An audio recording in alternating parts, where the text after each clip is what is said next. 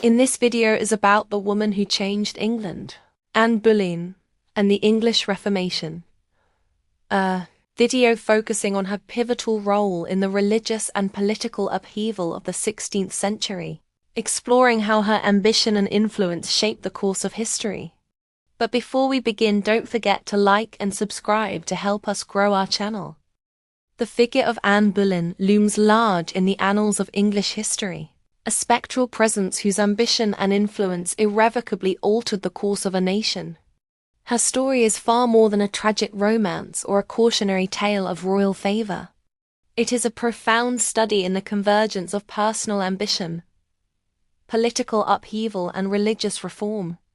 At the heart of the 16th century English Reformation, a seismic shift that separated England from the Roman Catholic Church and established the monarch as the supreme head of a new national church, lies a single, pivotal figure.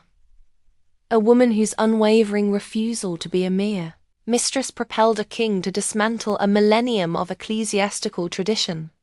Anne Boleyn was not born to be queen, but she was born into a family with a voracious appetite for power. The Boleyns were social climbers, and Anne's father, Thomas, masterfully leveraged his daughters to advance his family's fortunes. Anne's early life, spent in the sophisticated and intellectually vibrant courts of France and the Netherlands, provided her with an education and a worldly perspective that set her apart from her English counterparts. She was intelligent, witty, and multilingual, with a sharp mind for politics and a captivating charm that made her a center of attention. When she returned to the English court in 1522, she was a striking and alluring woman, described as having dark, expressive eyes and a self-assured demeanor that was a world away from the more demure ladies of the court. She quickly became a lady-in-waiting to Queen Catherine of Aragon, Henry VIII's first wife, and it was in this position that she first caught the king's eye. Henry VIII, a man of immense ego and unyielding will, was captivated. But unlike her older sister Mary, who had already served as the king's mistress, Anne held firm. Her refusal to submit to his desires without the promise of marriage was the fulcrum upon which the entire history of England would turn. Henry was desperate for a male heir, a desire that bordered on obsession and fueled by the fear of a succession crisis. After nearly 2 decades of marriage, Queen Catherine had failed to provide him with a living son, and Henry, a devout Catholic, had begun to question the legitimacy of their union. He believed their marriage was cursed, based on a passage in Leviticus that prohibited a man from marrying his brother's widow. For years, he had sought an annulment from the Pope, a process that was slow, politically charged, and ultimately a failure.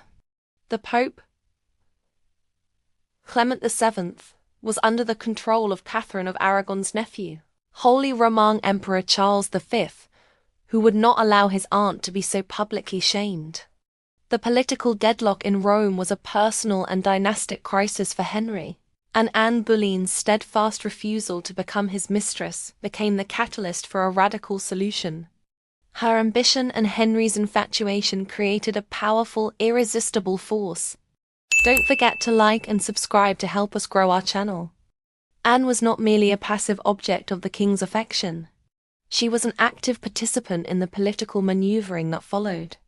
She was a woman of reformist sympathies, a trait cultivated during her time abroad where she had been exposed to the new religious ideas sweeping across Europe. She was known to be a patron of reformers and scholars, and she actively promoted the careers of men who shared her views, most notably Thomas Cranmer, who would become the Archbishop of Canterbury, and Thomas Cromwell, Henry's chief minister. Anne's influence extended beyond simply being a catalyst for the break with Rome. She played a direct and influential role in shaping the religious landscape of England. She introduced Henry to key texts of the Reform movement, including William Tyndale's groundbreaking work, The Obedience of a Christian Man. This book, which argued that the king's authority was divinely ordained and superior to that of the Pope, provided Henry with the ideological and theological justification he needed to assert his supremacy over the Church in England. With Anne at his side, Henry embarked on a series of legislative acts, passed by a pliant parliament that systematically dismantled the Pope's authority. The Act of Supremacy in 1534 was the culmination of this process, officially making Henry the supreme head of the Church of England, and granting him the power to grant his own annulment. The English Reformation, therefore, was not a sudden theological revolution, but a top-down political maneuver, with Henry's personal desire for a new wife and a male heir as its primary engine. Anne Boleyn was the architect of this shift, not by heretical sermons, but by her unyielding ambition and her calculated use of her influence. She understood the power she held and leveraged it with ruthless efficiency. Her triumph came in 1533 when she was finally crowned Queen of England, but her ascendancy was short-lived. The very ambition that had propelled her to the throne would also lead to her downfall. The English people, largely Catholic in sentiment, resented Anne. They saw her as a schemer who had displaced their beloved Queen Catherine. Her failure to produce a male heir, the very reason for the entire upheaval, sealed her fate. After the birth of a daughter, Elizabeth, and a series of miscarriages, Henry's ardour began to cool. His attention turned to Jane Seymour, a demure and biddable lady-in-waiting who presented a stark contrast to Anne's fiery and outspoken personality. The political faction at court, led by Thomas Cromwell, who had once been Anne's ally, saw an opportunity to remove her from power. The charges brought against her in 1536, adultery, incest, and treason, were almost certainly fabricated, a convenient way for the king to rid himself of a troublesome wife and make way for a new one.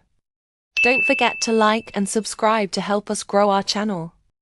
Anne's trial and execution were a grim testament to the fragility of power in Tudor England. Despite her protests of innocence, she was condemned and beheaded on May 19, 1536. Her death was brutal and swift, a final, chilling punctuation mark on her extraordinary life. While her reign as queen was brief and her end tragic, her legacy endured. The English Reformation, which she helped instigate, was now a permanent fixture of English life. The Church of England was a reality. Its ties to Rome severed. The dissolution of the monasteries, which began during her time as queen, continued to enrich the crown and change the social fabric of the country. Ultimately, Anne Boleyn was the woman who changed England, not because she was a saint or a martyr, but because she was a brilliant, ambitious, and deeply human figure in a time of unprecedented change.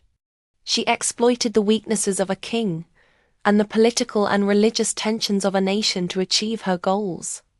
Her story is a testament to the profound and unpredictable ways in which personal lives can intersect with and shape the great, sweeping movements of history. She may have died a convicted traitor, but her ambition, her influence, and her unyielding will were the very forces that birthed a new England, forever changed and forever free from the authority of Rome. Don't forget to like and subscribe to help us grow our channel. Thank you for watching, and ring that bell to receive notification on new videos.